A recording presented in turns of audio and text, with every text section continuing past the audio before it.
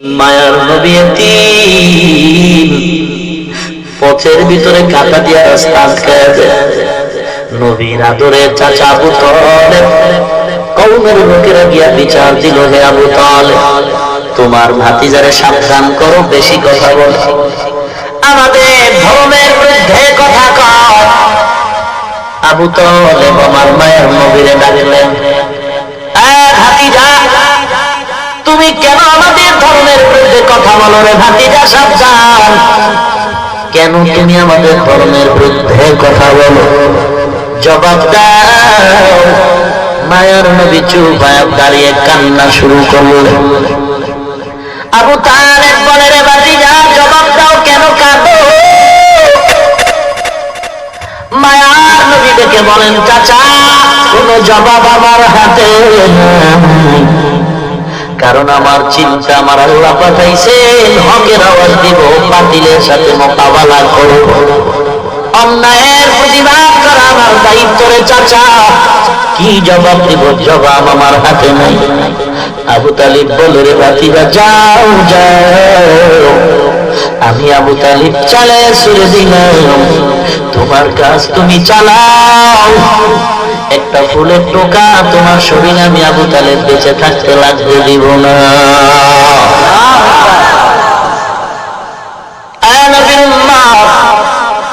আল্লাহর নবী বলেন, হে উম্মত, দুটো জিনিস আমি তোমাদের মাঝে রেখে গেলাম, ভালো করে ধরো, যদি ধরে রাখতে পারো কোনো ভয় নাই, কোনো চিন্তা নাই, মুনাফিকের দল তোমার ঈমান কেড়ে নিতে পারবে না। এক নাম্বার, দুই নাম্বার, দুটো জিনিস ভালো করে খেয়াল করেন। মায়ার নবীর হাদিস পড়েছি খুতবায়, আবার পড়ি, খেয়াল করবেন। قال رسول الله صلى الله عليه وسلم تركت فيكم أمرين لن تضلوا ما تمسكتم بهما كتاب الله وسنة رسوله। দুটো জিনিস রেখে গেলাম, ধরে নাও, কোনো ভয় নাই। নৌকা চলে নদীর মাঝে, হঠাৎ যদি ডুবে যায়, স্টিমার ডুবে যায়, নদীর মাঝে যদি তুমি নৌকা হারিয়ে ফেলো, বিপদমুখী হও, এমন কঠিন মুহূর্ত, এমন কান্না শুরু হয়ে যায়, ওই সময় যদি একটা কলা গাছ তার হাতের মধ্যে দেওয়া হয়, বান্দার কলিজা বড় হয়ে যায় খুশির কারণে। এই কলা গাছ দিয়ে আমি আস্তে আস্তে করে হলেও তো কিনারায় যেতে পারবো। এ নবীর উম্মত, কলা গাছ আমার আসল কিছু না, আমি কিনারায় যাওয়ার একটা মাধ্যম। পীর আমার আসল না, পীর ধরলাম জান্নাতের পথ চিনার একটা মাধ্যম। মাযহাব আমার আসল না, মাযহাব মানি কেন বলে আমি মূর্খ, আমার ইলম নাই, আমল নাই, অতএব আমি বড় বিচক্ষণতার জ্ঞানও আমার নাই, আমি পেজ বুঝি না, জান্নাতের সহজ পথ চিনার জন্য একটু মাযহাব অনুসরণ করি। হে মুমিন, কারণ মন মতো জিন্দেগি চালানো যাবে না, মন মতো জীবন চালাইতে গিয়ে কেউ নাজাতের রাস্তা খুঁজে পায় নাই, অতএব কারো না কারো মুরব্বি মেনে চলতে হবে। মুরব্বি ছাড়া যারা চলবে তারা জাহেলিয়াতের মতো ধ্বংস হয়ে যাবে। যার কোন মুরব্বির প্রয়োজন মনে করে না, ইবলিস কিন্তু মরে নাই, ওই ইবলিস এসে ওই বান্দার মুরব্বি হয়ে যায়। ইবলিস সিনার ভিতরে ঢুকে রগে রগে দৌড়ায়, দৌড়ায় দৌড়ায় ধোঁকা দেয়, আমি বড় আলেম, আমি বড় মুফতি সাহেব, আমি বড় মুহাদ্দিস সাহেব, আমি তো বড় কিছু জানি, আমার কত বড় টাইটেল, আমার মতো বক্তা কেউ নাই, আমার মতো আলেম কেউ নাই, আমার মতো মুহাদ্দিস কেউ নাই, সব দিক দিয়ে তাকায় দেখি আমি সবার বড়, আমি সবার বড়। এরে বাংলা বড় যে বড় আছে তুমি জানো না, ওয়াফাউকা কুল্লি যী ইলমিন আলীম। আল্লাহ কোরআনে বলেন, বড়র বড় আছে, বড়র দাদায় ডেকে বলে, নাতি একটু দেখ আমার বয়সের সীমানাটা কত। নাতি বলে, দাদা কি পাগল হয়ে গেছে, স্ক্রু ঢিল হয়ে গেল নাকি? আমার বাবার হায়াত আমি জানি না, দাদা তোমার হায়াত কেমনে জানবো? নাতি ডায়েরি খোল, ডায়েরি তালাশ করলে তুই আমার হায়াতের সীমানা পাবি। ডায়েরি খুলে নাতি হিসাব করে বের করলো। দাদা তুমি বড্ড খুশি হয়ে যাইবা শুনলে। বয়স কত হে নাতি আমার? বলে, আমার বয়স 100 উপরে চলে গেল। দাদায় বড্ড খুশি হয়ে বলে, তাহলে জমিনের মধ্যে তো আমার থেকে বড় কেউ নাই, আমি তো বিশ্ব বরেণ্য আশিক রাসূল সুফি সম্রাট, তাহলে আমার মতো আর বড় আছে গেলে? এখন দুনিয়াতে ঘুইরা একটু নাতি পুতিরে দেখা নেই, আমার সবাই ছোট, আমার মতো বড় কেউ নাই। চল নাতি চল। নাতির হাতটা ধরছে এক হাত দিয়া, আর এক হাতে একটা বেতের লাঠি নিয়ে দাদায় পায়চারি করতেছে, হাঁটতেছে, গ্রাম ঘুরতেছে, আমার মতো বড় কেউ নাই। অতএব যারে দেখ উল্টা পাল্টা তারে আমার ভক্ত বানানো। হাঁটতে হাঁটতে মারেফতের খানকা বটগাছ তলায় হাজির। কিসের খানকা? মারেফতের খানকা। বলে কেন? বলে বটগাছে যেমন জ্বর, মারেফতওয়ালাদের চুলের ভিতরেও তেমন জ্বর। আর অধিকাংশ বটগাছের গোড়ায় আসর মিলায় দেখবো লাল শালু ভিন্দায়। কথা বলেন না কেন? দাদা নাতির নিয়ে বটগাছ তলা মারেফতের খানকায় গিয়ে দেখে সিগন্যাল। দেখছেন রেড সিগন্যাল মানে কালো, লাল লাল বড় খারাপ, লাল সিগন্যাল বড় খারাপ। রাসূল বলে, যার বাড়ি লাল কাপড়ের নিশান থাকবে জাহান্নামের আলামত। বুঝো পাবলিকের গোষ্ঠী, বুঝো। বন্ধদেরকে যেদিন বলবে তোরা কেন এদের ধোঁকা দিছো, বন্ধরা বলবে, রে আল্লাহ আমি তো নিষেধ করছিলাম। তার মানে কেমনে করছো? লাল কাপড় দিয়া বলছিলাম আসবি না, রেড সিগন্যাল। এই যে আমি লাল কালারের রুমাল পরি, একশ লাল রঙের রুমাল পরাও পুরুষের জন্য নিষেধ। লালের সাথে সাদা মিক্স আছে, এজন্য কোনো নিষেধ নাই। অতএব লাল লাল একশ লাল নিরেট লাল ব্যবহার করা নিষেধ। হে মুমিন, লাল দুনিয়াওয়ালাদের জন্য সিগন্যাল ভয়ানক। লাশের গাড়ির বহরে লাল পতাকা। কথা বলেন না কেন? লাল পতাকা দেখলেই মানুষ ভয় পায়, ওখানে গেলে বিপদ। বিপদ একজন আর হইছে, জন্য লাল কাপড় দিছে। অমুমিন দাদায় তাকায় দেখে পুরা বটগাছ তলা ভয়ে ভয়ে কান্না করে। নাতিরে কয়, দেখ কেন কাঁদো? তাকায় দেখে ডাইনে বামে চেহারার সাইজ দেখে মনে হয় দাদার থেকেও বুড়া। দাদায় বলে, রে কপাল বুঝি ঘুরছে, মনে করছিলাম আমার থেকে বড় কেউ নাই, আমি বড় বিশ্ব আশিকে শয়তান, আমি বড় সুফি সম্রাট, আমি মুজাদ্দিদে জামান, আমার মতো বড় কেউ নাই। বটগাছ তলা তাকায় দেখি আমার থেকেও বুড়া। কিরে বুড়া কেন কাঁদো? বুড়া বলে, কান্দি আমনে না, বাবায় জনমের মতো মাইল দিছে।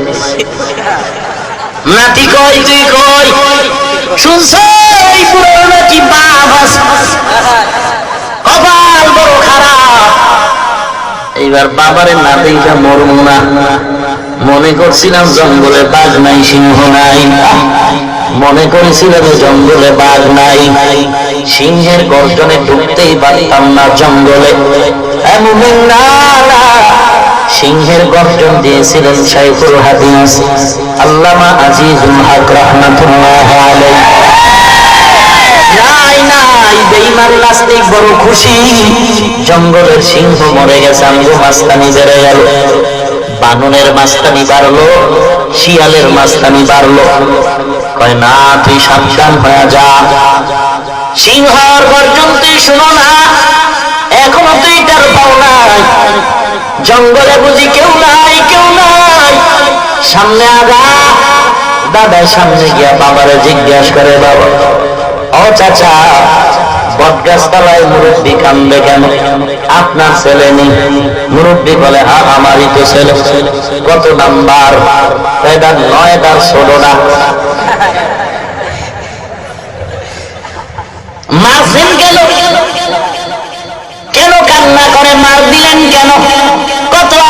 ধরা যায়। ওর দাদাই বলছিল বাবা মানতে, বাবা মানে নাই, এই জন্য এমন মার লাগাইছি। দাদাই নাতিরে কয় কানে দাও, এই বেটার বলে বাপ আছে, সামনে কেন যাবে না, রেড সিগন্যাল হয়ে গেল। আমি মনে করছি না মামার থেকে বড় আলেম নাই, অথচ জায়গায় জায়গায় বুখারী পড়ায় আমি টের পাই না। আলেমের অভাব নাই, কান্নাওয়ালা মানুষের অভাব নাই। এ জমিনে সিংহের গর্জন দিতেন মুফতি ফজলুল হক আমিনী রহমাতুল্লাহ। এই জঙ্গলের মধ্যে সিংহের গর্জন দিতেন। সময় কম ভাই, সময় কম। এই জঙ্গলের মধ্যে সিংহের গর্জন দিতেন। বাঘের বাচ্চা বাঘ, কাফনের কাপড় মাথায় পরিহিত গোলাম, চরমনায় জমিনে ঘুমন্ত সৈয়দ ফজলুল করিম রাহমাতুল্লাহ আলাইহি, তিনিও বিদায় হয়ে গেলেন। এ জমিনের আরেক বাঘ বাইতুল মুকাররমের খতীব আল্লামা ওবায়দুল হক রাহমাতুল্লাহ আলাইহি, এরা সব বিদায় নিলেন। সিংহ নাই, জঙ্গল খালি। এখন বুঝি কোরআনের বিরুদ্ধে কথা বলে পার পাবো, এখন বুঝি নবীর গালি দিলে মজা পাওয়া যাবে, এখন বুঝি ওয়াজের উপর 144 ধারা জারি করা যাবে। না, নবীর গালি দিয়ে পার পাওয়ার উপায় নাই। মনে করেছো সিংহের গর্জন জঙ্গলে নাই, মনে করিস না জঙ্গল খালি হয়ে গেছে।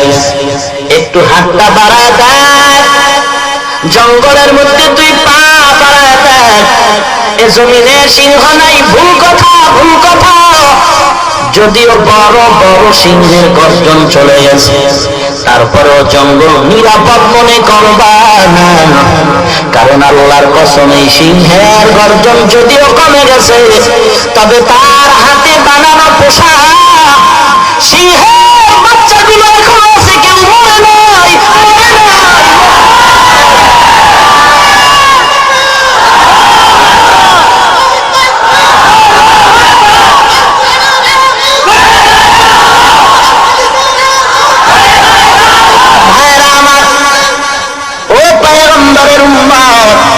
এ জঙ্গল নিরাপদ মনে করা যাবে না। বড়টার নামও সাপ, ছোটটার নামও সাপ। বড়টারে ধরা যায়, মারা যায়, ছোট সাপরে ধরাও যায় না, দেখাও যায় না, মারাও যায় না। সাপ ছোট হলেও ছোট না, একটা কামড় দিবে, বিষ্ণা মানের মন্ত্র শিখে ওজা পাবি না। ধ্বংস হয়ে যাবে রে বেঈমান। আমার নবীর গালি দিতেছ, কত বড় সাহস! দলাদলি বুঝি না রে বাবা, আমি কোন পীরের দালালি করার জন্য ময়দানে ঘুরি না, আমি কোন দলের দালালি করার জন্য ময়দানে ঘুরি না রে বাবা। তুমি যে দলের লোক হও না কেন, সেজদাওয়ালা নবীর উম্মত যদি দাবি করো, তোমার পায়ে হাত দিনা আমার জবাব দাও। প্রধানমন্ত্রীর বিরুদ্ধে কথা বলল, বিচার হলো 100 বার হবে, 100 বার একমত, কারণ মুসলমানের জবানে অস্বাধীন কথা আসতেই পারে না। 100 বার বিচার হবে, প্রধানমন্ত্রীর বিরুদ্ধে কথা বলতে বিচার হবে। তবে ভাই, তুমি আওয়ামী লীগ করো, যে কোনো দল করো না, মুমিন ভাই, তুমিও সেজদা দাও, আমার নবীর উম্মত দাবি করো, বলো নবীর উম্মত। সব অপরাধীদের বিচার হয়। যেই বেঈমান বলল আমার নবীর দাড়ি ছাগলের দাড়ির মতো ছিল, যে বেঈমান বলল মদিনাওয়ালা নবী সন্ত্রাসী নবী, একটু জবাব দাও। প্রধানমন্ত্রী সুদ্ধা সকল অপরাধী যারা গালাগালি করলো, সবার বিচার যদি হয়, মুসলমান মদিনাওয়ালা উম্মত জবাব দাও, আমার নবীর যারা গালি দিল তাদের ফাঁসি এখনো কেন হলো না? দিতেই হবে জবাব, দিতেই হবে, পালানো যাবে না। জবাব আসতেও কেউ দাও, দিতে হবে। কারণ এই জমিন আমার আল্লাহর, আমরা কারো দালাল না, কারো গোলাম না, কারো দুশমনও না। ইমানের দাবি নিয়ে কথা বলি, কোনো পক্ষ বিপক্ষ বুঝি না। আমার নবীর গালি দেবে সহ্য করা যায় না। এ নবীর উম্মত যে নবীর জীবনে দেখি নাই, টুপি মাথায় দিলাম, দাড়ি রাখলাম, জামা পরলাম, কত গালি শুনলাম, তারপর টুপি ফালাই নাই, জামা ফালাই নাই, দাড়ি কাটলাম না, মিথ্যা বলি না, রসুলের মহব্বতে জিন্দেগি চালাই। যদিও চাকরি নাই, সার্টিফিকেট নাই, আল্লাহর মহব্বতে চলতেছি রসুলের তরিকা মেনে। ও নবীর উম্মত, এরপর আমরা বেজার না, এত কষ্ট করে নবীর আদর্শ বাস্তবায়নের চেষ্টা করি, অতএব কিছুই বিনিময় পাইলাম না দুনিয়ার ভেতরে। এরপরও যদি আমাকে গালি দাও সহ্য করে নেব, আমার বাবারে গালি দাও মেনে নেওয়া যাবে, তবে রসুলের কথা বলবা জীবন থাকতে কখনো মেনে নিতে পারি না। ভাইরা আমার, রসুল বলেন দুটো জিনিস রেখে গেলাম, দুটো জিনিস। তারাকতু ফীকুম আমরাইন লান তাদিল্লু মা তামাসসাকতুম বিহিমা কিতাবাল্লাহি ওয়া সুন্নাত রাসূলিহি। রসুল বলেন দুটো জিনিস রেখে গেলাম, খেয়াল করেন। দুটো জিনিসের একটা হলো কিতাব আল্লাহ, আল্লাহ তাআলার কিতাব কোরআন। এক নম্বরে কথা বলেন না কেন, জিহ্বাটা নাড়ায় বলেন কি? আর কোরআন, আর জোরে বলেন। এক নম্বরে কোরআন, দুই নম্বরে কথা বলেন না কেন, এক নম্বরে জিহ্বা নাড়ায় বলেন, দুই নম্বরে আর জোরে বলেন। এক দল বলে হাদিস, আর এক দল বলে সুন্নাত।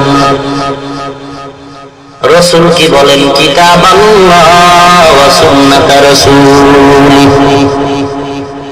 এক নম্বরে কিতাব আল্লাহ, আল্লাহর কিতাব কুরআন, দুই নম্বরে পয়গম্বরের সুন্নাত। প্রশ্ন হতে পারে হাদিস কেন বলেন নাই, সুন্নাত বলছেন, হাদিস কেন বলেন নাই? এক নম্বর জবাব, হাদিস না বলার কারণ হলো কোরআন এমন একটা কিতাব, কোরআন বললে হাদিস বলার কোনো প্রয়োজন নাই, কারণ হাদিস শরীফ ভিন্ন কিছু না, পয়গম্বরের হাদিস হলো কোরআন শরীফেরই ব্যাখ্যা। এজন্য তাকায় দেখেন বেঈমান নাস্তিকের দলেরা কোনদিন বলে না হাদিস বন্ধ করো, হাদিস বন্ধ করো, হাদিস বন্ধ করে দাও। সমস্ত দুনিয়ার বেঈমান স্লোগান দেয় কোরআন বন্ধ করে দাও, কোরআনের মাদ্রাসায় তালা দাও, কোরআনের ওয়াজে তালা দাও, বক্তার জিহ্বায় তালা লাগাও, কোরআন বন্ধ করো, কোরআন বন্ধ করো, হাদিস বন্ধ করো বলে না, শুধু একটাই বলে কোরআন বন্ধ করে দাও।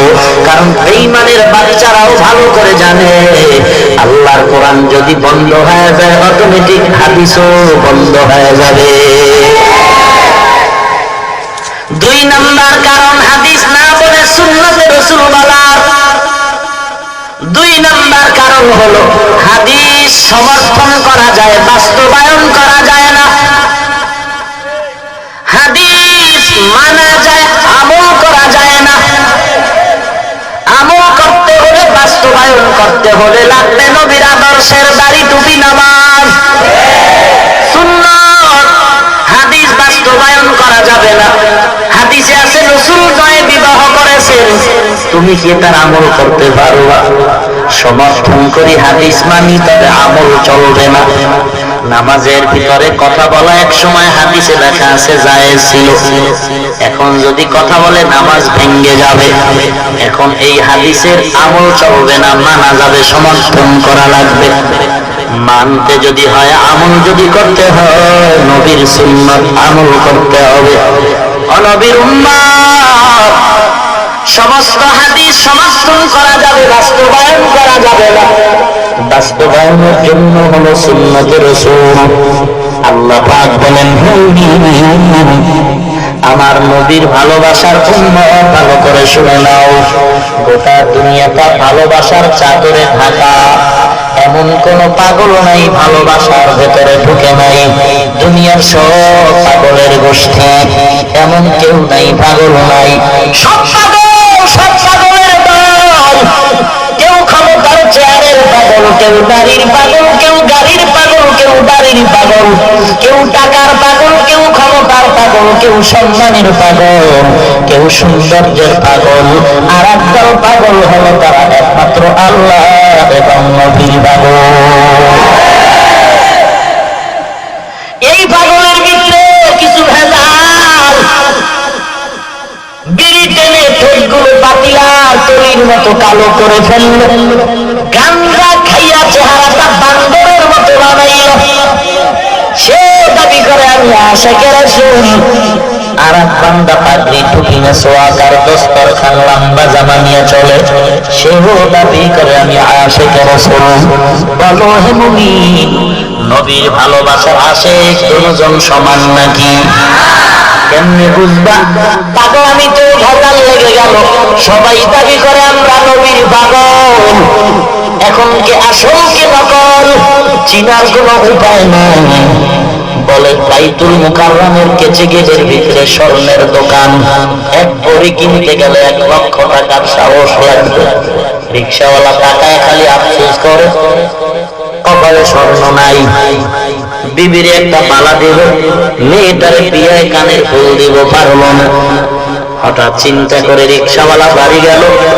পরের দিন সকাল 10টায় বাড়ির নিচে চিল্লায় কয়, কে রে তুমি? কে তুমি? কে তুমি? আসো। গলার একটা চেইন, নাকের ফুল, কানের দুল, হাতের চুড়ি মাত্র 300 টাকা ভুলানা। স্বর্ণ স্বর্ণ স্বর্ণ। রিক্সাওয়ালার মাথা গরম, 1 লাখ টাকার ধাক্কা করে তুমি সব দাও, 300 টাকায় ব্যাপার। ব্যাপার ব্যাপার বুঝলে ব্যাগ তাজা স্বর্ণ, চুরি নিয়ে একটা ঘষা মার, কালার ভিন্ন হবে না। ব্যাপারটা কি? ব্যাপার বোঝো না, ভিতরে ভেজাল। এটা সিটি গোল বাইতুল মুকাররমেরটা আসল স্বর্ণ। চিন্তা কি করে ভাই? চিনতে হলে কষ্টি পাথর হাতের মধ্যে নাও। যে কেউ কষ্টি পাথর নিলেও বুঝতে পারা যায় না, কষ্টি পাথরের অভিজ্ঞ লোক লাগবে। সবাই তো আশিক রাসূল দাবি করে, মিলাদের কাম তো আসতে দেয় না, জোরে দেয়।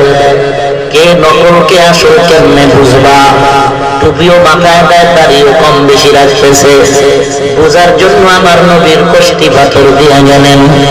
1 নম্বরে হলো কোরআন, 2 নম্বরে হলো সুন্নাত। কে আসল কে নকল প্রমাণ হবে সুন্নতের মাধ্যমে। কারণ বান্দার জীবনে এমন কোনো কথা নাই, কাজ নাই যেই কাজের ভিতরে নবীর তরিকা নাই। আঙ্গুলের নখ কেমনে কাটবা সেখানেও সুন্নাত, কেমনে তুমি চুল কাটবা, চুল লম্বা করবা সেখানেও পয়গম্বরের সুন্নাত, কেমন করে জুতা পরবা সেখানেও নবীর সুন্নাত, কেমন করে তুমি জামা পরবা, কেমন করে খুলবা সেখানেও নবীর সুন্নাত। মুমিন ভাই, যারা নবীর সুন্নাত মানে তারা নবী মানে তারা জান্নাত পাবে। যারা নবীর সুন্নাত মানে না তারা সুন্নি হবে দূরের কথা, মুসলমান হইল কিনা তদন্ত করা দরকার। हम सिराते मुस्तफा दर तमामी हाले उकुम इत्तिबा सुन्नते खैरुल बशर गिर लाजिम ताबुए भी पेशा। हे पैगंबर उम्मतेर জানায়ে দেন, কুল ইন কুনতুম তুহিব্বুনাল্লাহ, যদি আল্লাহকে ভালোবাসতে চাও মদিনাওয়ালা উম্মত, ফাত্তাবিউনি ইউহিব্বুকুমুল্লাহ, আল্লাহকে যদি ভালোবাসতে চাও তাহলে নবীকে, কথা কয় না, আল্লাহকে যদি ভালোবাসতে চাও নবীকে, কথা বলেন।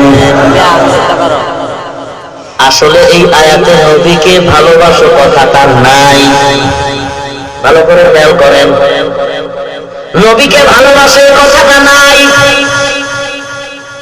বরং এখানে আছে আল্লাহকে যদি ভালোবাসতে চাও ফাত্তাবিউনি, নবীর আনুগত্য করো। বলে ভালোবাসার আনুগত্যে কি ব্যবধান? আসমান ও জমিনের ব্যবধান। দেখা ঔষধে ধরতেছে। আল্লাহ হেদায়েত দান করুন। আমিন। কোথায় যাবা এ দুনিয়া ছাড়িয়া, কোথায় যাইবা ভাগিয়া, এ দুনিয়া ছাড়িয়া কোথায় যাইবা ভাগিয়া, মরণ তোমায় লইবে ঘিরি যতই কর বাহানা,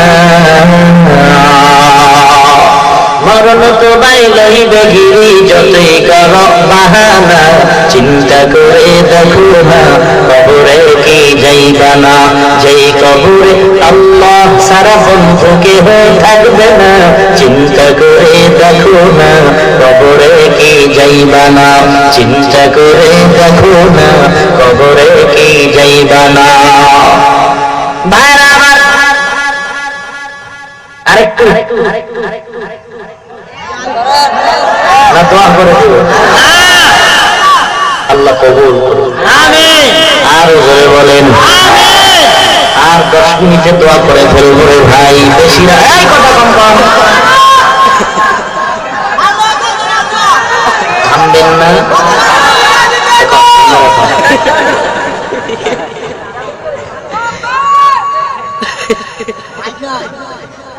ইমাম সাহেব কি মুক্তাদির কথায় সেজদা রুকু দিবে না মুক্তাদিরা ইমাম সাহেবের কথায় দিবে?